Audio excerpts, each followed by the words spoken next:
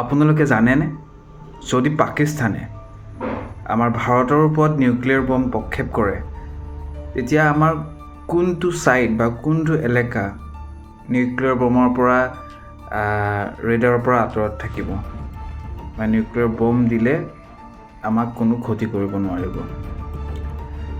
আমাৰ ভাৰতৰ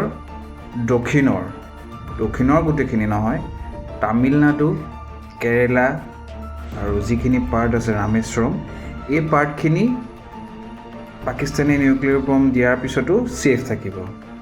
আৰু এটা ছাইডে আমাৰ নৰ্থ ইষ্টৰ অসমৰ এইটো মূৰ মানে নগাঁৱৰ পৰা উজনিলে আৰু মণিপুৰ, নাগালেণ্ড, অৰুণাচল এই পাৰ্টকেইটা ছেফ থাকিব।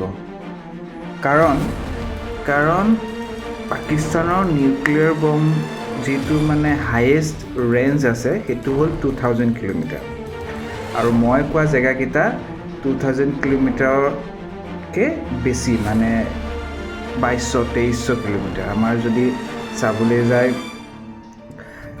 যোৰহাট বা ডিব্ৰুগড় যদি চাওঁ, আমাৰ লাহোৰ বা পাকিস্তানৰ পৰা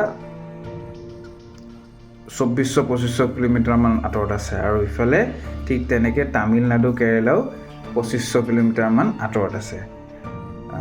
গতিকে এইকেইটা জেগা নিউক্লিয়াৰ বম দিলেও ক্ষতি কৰিব নোৱাৰে পাকিস্তানে। ধন্যবাদ।